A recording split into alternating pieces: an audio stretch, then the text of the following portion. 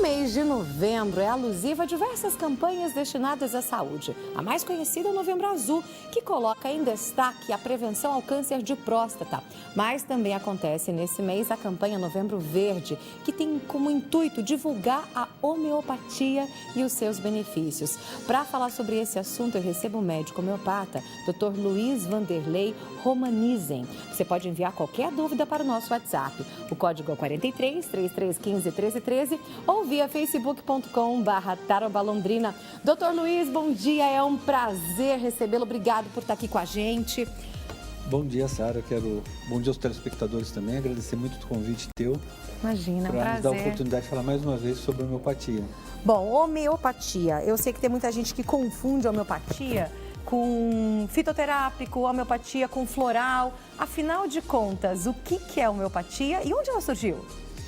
Bom, vamos começar pela origem. Ela começou na Alemanha no século XIX, no final do século XVIII, 1792, 93, com um médico chamado Samuel Hahnemann, que desenvolveu todo o fundamento teórico inicial da homeopatia.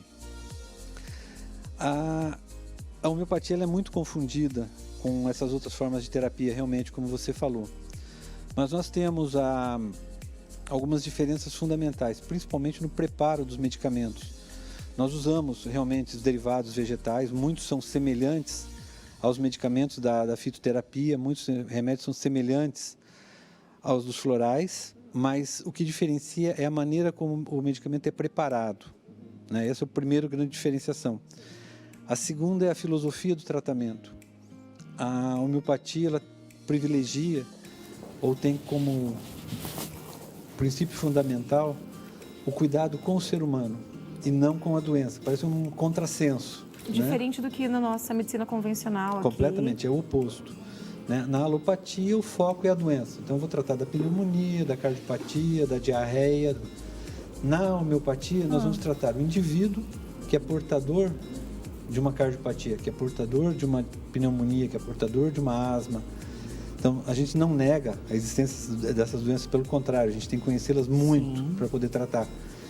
Mas a gente vai procurar o que está havendo com esse indivíduo, com esse paciente, como ser humano, que está permitindo ele adoecer. Então, há um desequilíbrio na energia dele que leva ao processo de adoecer. Então, não adianta eu tratar a pneumonia. A alopatia trata a pneumonia muito bem, mas daqui a pouco ele desenvolve outra doença, ele vai desenvolver um outro problema, uma nova pneumonia, um outro problema respiratório, e continua numa sucessão de doenças. Quando você trata o indivíduo, quando você encontra o que está de errado, o desequilíbrio com o ser humano, você melhora o estado de saúde dele. Com isso, ele diminui essas doenças, a ocorrência dessas patologias, levando à cura de algumas. A causa, o porquê que ele gerou isso, não exatamente? Não é a causa de uma pneumonia é uma infecção bacteriana.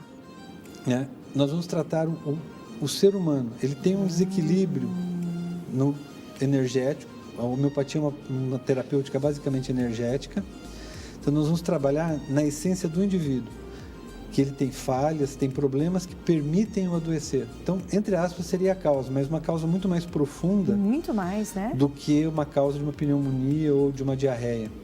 Eu não sei se você já fez uma consulta com homeopata, mas posso falar, é totalmente diferente do que fazer uma consulta com qualquer outro tipo de médico, qualquer tipo de especialista. Parece que você está fazendo uma consulta com um psicólogo, um psiquiatra. Ele começa a te fazer perguntas, por exemplo, assim, se você gosta de doce, de azedo, de salgado, quais são suas preferências, como é seu humor, tudo isso faz parte? Faz, porque nós temos que encontrar. Quando eu tenho que tratar o ser humano, eu tenho que entender como ele funciona. Então eu vou ver o padrão de comportamento dele, como ele reage às diversas situações, como é o perfil de comportamento. Então, ele é mais ansioso, mais estressado, mais retraído, uma pessoa mais sensível, mais chorosa, né? Uma pessoa mais fria, mais rígida de caráter, uma pessoa mais agressiva no conversar com as pessoas. Isso a gente vai vendo que a gente tem vários amigos que se encaixam nesses perfis. Então, eu tenho que encontrar isso, tentar identificar isso no paciente, como ele reage ao meio. Então, ao clima, como ele reage ao frio, ao calor, ao tempo úmido, ao tempo seco. Isso influencia, inclusive, no humor das pessoas, além das características de determinadas patologias físicas que ele desenvolve. A sua alimentação, né? Essa questão do doce, do salgado, desejos de determinados alimentos, aversão a determinados alimentos. Então, tem gente que fala, eu não suporto frutos do mar. Ah, você tem alergia? Não, eu não gosto. Nunca comi e não quero comer. Tem outro que ama frutos do mar. Doutor, se eu pudesse, eu só comia frutos do mar. Eu sou uma dessas. Eu também. Só comeria. Pena que a gente está longe do mar. Longe do mar, daí não dá, né, gente? Mas, então, são características. Então, eu monto um painel desse paciente. Entendi. E com base em todas essas informações, mais as informações do distúrbio que ele está apresentando no momento que ele me procurou, eu vou tentar encontrar um remédio através de um método chamado repertorização, que eu seleciono sintomas e encaixo esses sintomas em determinados padrões de remédios. Tá. E aí me sai o remédio que eu vou fazer o tratamento desse paciente, ou pelo menos vou iniciar. Às vezes o paciente usa vários remédios ao longo da vida. Pode ser que ele mude. Sim. Entendi. Se você tiver qualquer dúvida, envia para cá, 3315-1313. Eu participo também via facebook.com/tarobalondrina. Já está chovendo pergunta, doutor Luiz Vanderlei. Coloca aí a primeira para gente. Vamos responder então as perguntas dos telespectadores. A Neuza Cardoso, do Jardim Maria Celina, perguntou o seguinte: é possível tratar doenças degenerativas com homeopatia? Excelente pergunta, Neuza. Obrigada pela participação, tá bom? E aí, doutor? Não é possível. Muitas vezes não é possível se curar mais a doença. Depende do grau de degeneração que já ocorreu, né? Não, ela não vai, não é um tratamento milagroso. A gente não promete isso. Sim. Mas a gente consegue, com o tratamento homeopático, melhorar a condição de humor dessa pessoa, de como ela lida com a própria doença degenerativa que ela tem.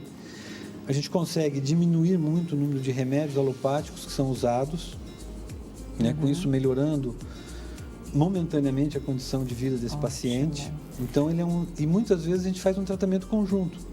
Junto com a alopatia. Sem tirar a alopatia. Mantém-se a alopatia, mas fazendo isso, reduzindo droga, diminuindo efeitos colaterais de determinadas drogas. E tem muito. A homeopatia não tem efeito colateral?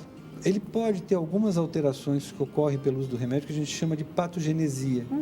Que o paciente manifesta alguns sintomas do próprio remédio que ele está tomando, que ele não tinha antes. Então, a gente faz um pequeno ajuste de dose e essa reação desaparece. Então, assim, aquela homeopatia, toma tal remédio, também foi muito bom. Não é bem assim. Cada caso é um caso. O remédio que às vezes faz bem para mim, não pode ser que seja um veneno para você. Mais ou menos. Não chega a ser um veneno. Não vamos exagerar, senão vamos assustar as pessoas. Não exagera. Né? Mas a homeopatia ela tem como característica ser um tratamento extremamente individualizado. Até pela característica da consulta. Todos aqueles dados que nós citamos, né, que são garimpados do paciente, nos faz fazer uma terapia dirigida, individualizada.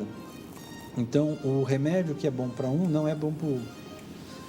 E pode ocorrer que nem mesmo um mesmo remédio é bom sempre para a mesma patologia. Pegando um exemplo para as pessoas entenderem. Vou atender 3 pacientes no consultório. Um caso de asma, um caso de enxaqueca e um caso de uma patologia digestiva, uma gastrite. Os 3 podem sair com o mesmo remédio. No final do dia eu falei, nossa, só receitei esse remédio hoje. Eu posso pegar 3 casos seguidos de enxaqueca.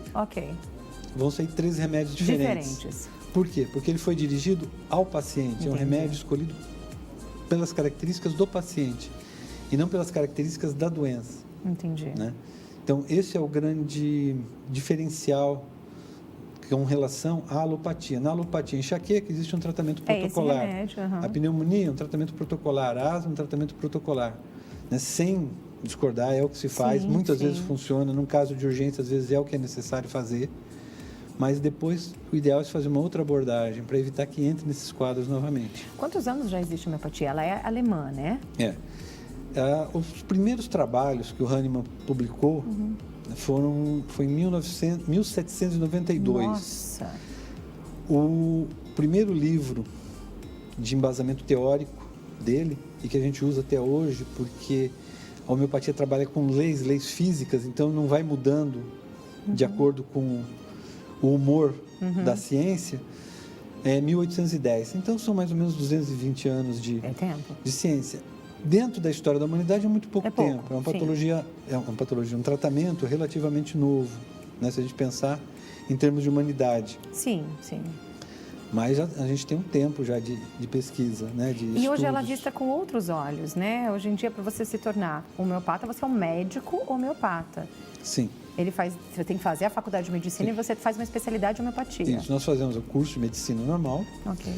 E depois você faz essa especialização. No Brasil nós temos vários cursos de homeopatia. né? Eu fiz minha formação em Curitiba, no serviço do professor Gamarra, era um paraguaio, que era um dos expoentes da homeopatia brasileira. E depois, durante quase 10 anos, eu dei aula no próprio curso. Atualmente, por outras questões profissionais, estou afastado do curso, né? Mas com vontade de voltar. Vontade de voltar a lecionar. Mas a formação é extensa, são de 2 a 3 anos, isso é a formação inicial. E você depois vai se aprofundando, constante estudar, né? Atualmente eu estou fazendo uma reciclagem, pode-se falar, com um homeopata grego, chamado Dr. Vitoukas, Jorge Vitoukas, que é um dos expoentes da homeopatia mundial. Eu já estive ano passado com ele, era para ter ido esse ano, a nossa amiga pandemia não deixou. Sim. Mas para o ano que vem já estou agendado, então é um programa continuado de reciclagem, né? De incorporar novos conceitos, novos conhecimentos dentro da homeopatia. Isso existe em todas as regiões. Nós temos uma linha muito forte na Holanda, com o Dr. Scholten, na Itália, com o Dr. Mandialavori, e a Índia é o grande berço da homeopatia hoje no mundo, onde mais se estuda a homeopatia, e tem vários profissionais. Tem na homeopatia clássica o Dr. Mahesh, e a doutora Sima Mahesh, que é a esposa dele. Tem o Dr. Sankara, que ele tem uma abordagem nova, o Dr. Prafu. São esses profissionais que já tiveram, inclusive, participação, vindo fazer curso aqui no Brasil. Fantástico. Então, é uma ciência muito viva, que se pesquisa muito, se estuda muito, se atualiza muito. O que a gente não muda são os princípios fundamentais dela. Por isso que a gente usa... está usando um livro de 1810? Usa, porque se a gente vai ler, ele é muito atual, é muito presente. E como é uma lei, a lei é fixa, ela não muda. Então, a lei da gravidade não muda. Então, as leis da física, no geral, não mudam, né? Então, a homeopatia também tem leis muito fixas que não mudam. A gente muda o estudo dos remédios, a atualização em relação às novas patologias, às novas mudanças do ser humano, né? O ser humano de 1810 não é o mesmo do de hoje. A gente As doenças também, né? Inclusive, esse ano tivemos uma novinha aí. Uma novinha que tem perturbado muito a vida da gente. Mas a maneira de reagir, a maneira do ser humano se comportar mudou. Também As pressões que nós sofremos hoje são muito diferentes do que se sofreu lá atrás.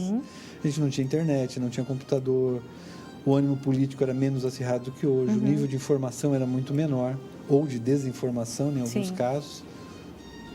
A gente tem mais perguntas de telespectador. Vamos colocar aí, vamos ver, vamos responder então as perguntas dos telespectadores. A Jussara Maia de Cambé perguntou o seguinte: pode substituir o tratamento comum que fazemos com os remédios pela homeopatia? Então, está perguntando da alopatia pela homeopatia. Dependendo do tipo de patologia, sim. Como nós colocamos, as doenças degenerativas, às vezes há obrigação de se manter a associação. Há patologias onde um órgão deixou de funcionar, também há que se fazer a substituição com remédios alopáticos. Por exemplo, o hipotireoidismo, ou provocado por uma doença, hipotireoidismo, ou hipotireoidismo decorrente de cirurgia. Você vai ter que fazer a reposição hormonal. O organismo não produz mais. Então, na alopatia, nós não temos um remédio que reponha o hormônio. Então, se usa o hormônio tireoidiano. O diabético, que não se produz mais a insulina, né? Ele deixou de produzir a insulina. Então, não tem um remédio que vai repor a insulina. No diabético, insulino dependente. Então, se mantém o uso e a gente associa outros medicamentos que vão ajudar ele a lidar melhor com a doença. Um diabetes, o pré-diabético que se coloca hoje, que é aquele paciente que está no limite, você consegue, com medicamento homeopático, mudanças de hábitos, que a homeopatia vai introduzir, a controlar o quadro sem ter necessidade de usar um remédio alopático. Patologias comuns que aparecem no consultório, enxaqueca, hipertensão arterial, asma, patologias respiratórias de uma maneira geral, patologias digestivas de uma maneira geral, os distúrbios de humor, ansiedade, depressão, a distimia, que é o mau humor crônico, né? São possíveis de serem tratadas pela homeopatia exclusivamente. Existem, lógico, uma hipertensão severa, às vezes não é possível. Você mas consegue reduzir muito o uso das drogas, né? E a homeopatia ela tem uma coisa fantástica, que ela induz a uma mudança dos hábitos de vida. O Hahnemann, nesse livro dele, já citava que determinadas patologias não precisavam ser tratadas por remédio, mas por mudanças de hábito de vida. Então, se você consegue incutir no paciente mudanças de hábito de vida que ele faz erradas, muitos dos problemas que ele tem melhoram. Muitas patologias digestivas são decorrentes do mau hábito alimentar. Exatamente. Desde o tipo de alimento que ele ingere, a maneira que ele ingere. Hoje a gente faz fast food em todos os aspectos, né? A gente senta na mesa, engole a comida literalmente e sai da mesa. Ligada, com o tablet, celular. Com tudo isso. E hoje já tem uma corrente chamada slow food. Slow food. Que é sentar, se comer, se saborear os alimentos, se mastigar de maneira adequada. Se você fizer isso e corrigir os alimentos, identificar quais alimentos são mais adequados para você, por isso que a gente faz aquele questionário dos alimentos, você melhora muito sem ter que usar o remédio. Então, essa conscientização, o tratamento homeopático também faz. Tem muito efeito. A fazer o paciente incentivar a atividade física, os hábitos de sono. É uma mudança no geral, né? Reduzir os vícios. Né? Indivíduo mesmo, né? É bem diferente, é curioso, é muito interessante. Acho que vale a pena a gente conhecer. Tem mais dúvida? Envia para cá, 3315-1313. Tem dúvida de telespectador? Coloca aí pra gente. Mônica Abreu, da Gleba Palhano. A partir de qual idade pode usar o recurso da homeopatia? Bebê já pode usar? Não, a gente começa um pouco mais cedo, intraútero. Sério? Sério. Tipo, na barriga, mamãe tá grávida, com o bebezinho, já pode utilizar? Sim. Na homeopatia, a gente usa muito o estudo dessa interação mãe-filho.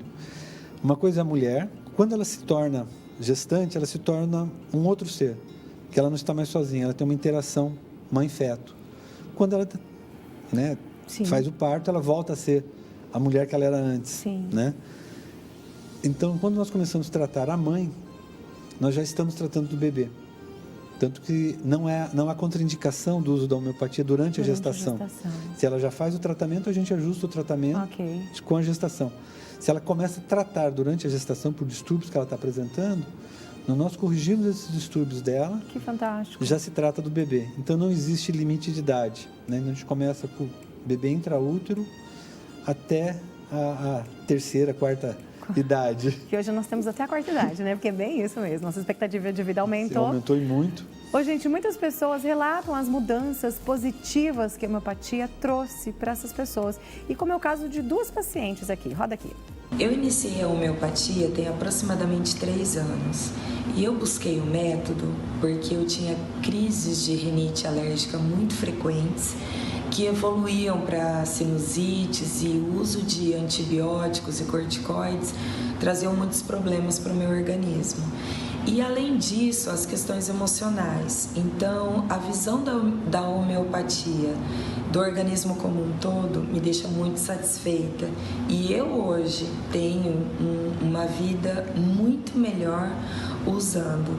Então, eu recomendo sempre para todas as pessoas que eu conheço. Olá, aqui é a Carol Menezes e eu quero contar para vocês um pouquinho dos benefícios que a homeopatia trouxe na minha vida.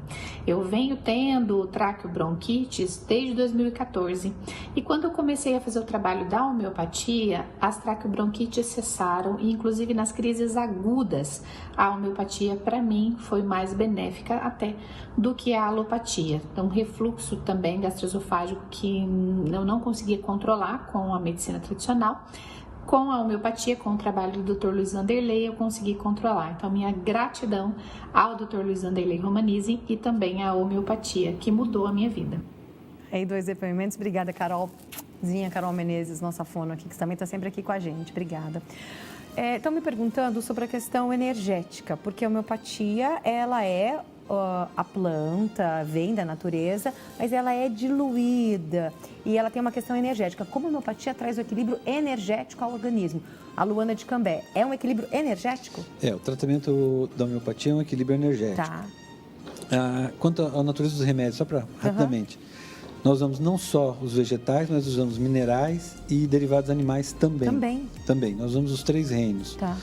Né? O princípio do tratamento energético, uma das características do tratamento homeopático, do medicamento homeopático, é esse esquema de diluição, que chama-se de diluição infinitesimal.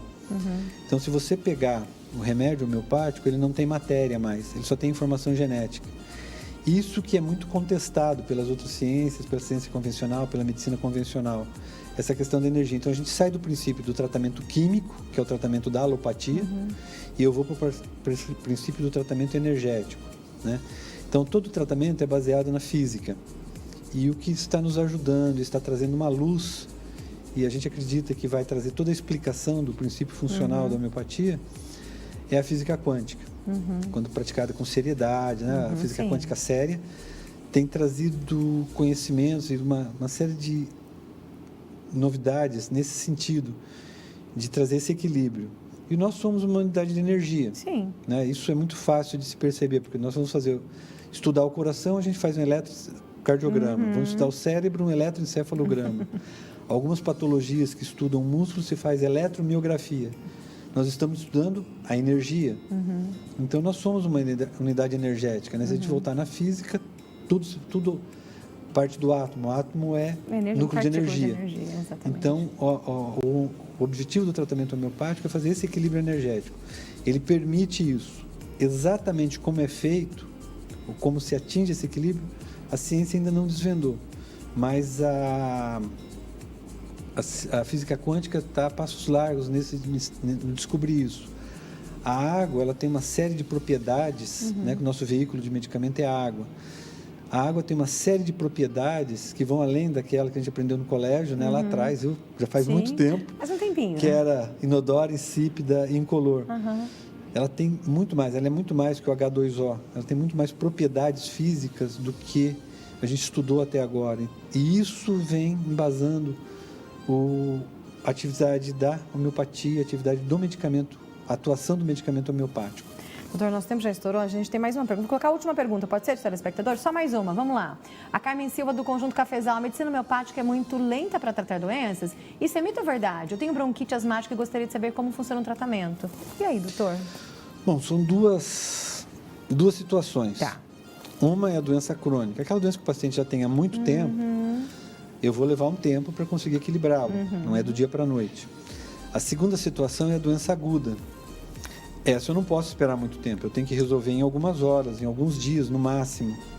Eu não posso pegar uma pessoa como tem um quadro asmático, não, você vai tomar um remédio que vai levar 15 dias para melhorar. Não dá. É impossível isso. Ele tem que melhorar em algumas horas. A Carol Menezes, se a gente prestar atenção no depoimento dela, ela falou, inclusive nos quadros agudos tem me ajudado muito. Então, num quadro de faringite, um quadro de uma dor importante, um quadro diarreico, ela tem que ter uma atuação muito rápida. O que muda é a estratégia de tratar, às vezes a gente tem que mudar o remédio, às vezes mudar o remédio em algumas horas, 1, 2 vezes, 3 vezes, para conseguir esse equilíbrio. Mas a atuação dele é rápido no quadro agudo. Agora, as patologias crônicas, as patologias degenerativas, elas realmente... ele tem um tratamento, é um pouco mais lento também, assim como é o tratamento alopático. Doutor Luiz Vanderlei, foi um prazer recebê-lo. Obrigada. Adorei falar um pouquinho mais sobre homeopatia, né? Vim de verde, em homenagem ao Novembro Verde. Obrigada, tá? Eu que agradeço essa oportunidade e bom dia aos telespectadores. Obrigada. Tá convidado para voltar mais vezes. Bora para o intervalo rapidinho, você não sai daí, que eu volto já já.